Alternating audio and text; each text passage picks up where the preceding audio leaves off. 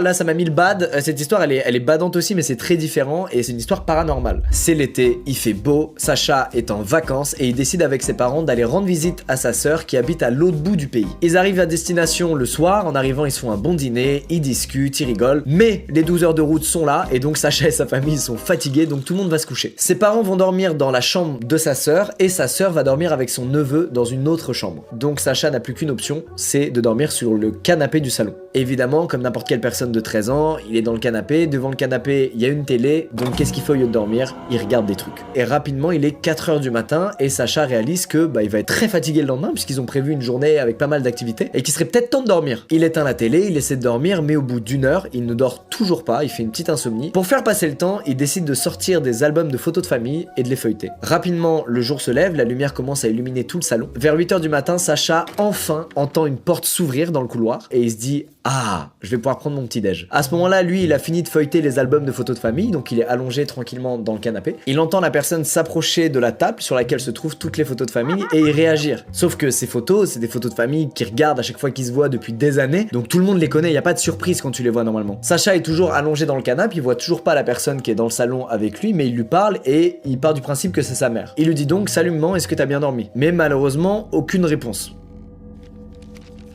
Donc il se dit « Ah, ça doit être ma sœur ». Il lui fait une petite blague, il lui dit « Hey, salut Sorette, alors tu vas préparer quoi de bon au petit déjeuner pour ton petit frère ?» Et encore une fois, aucune réponse. Qui que ce soit, la personne se déplace à nouveau et Sacha est maintenant en mesure de la voir. Et là, mauvaise surprise. La personne se met de nouveau en mouvement, cette fois elle se dirige vers le couloir et Sacha aperçoit enfin son visage. Son visage est un hybride parfait entre le visage de sa mère et le visage de sa sœur.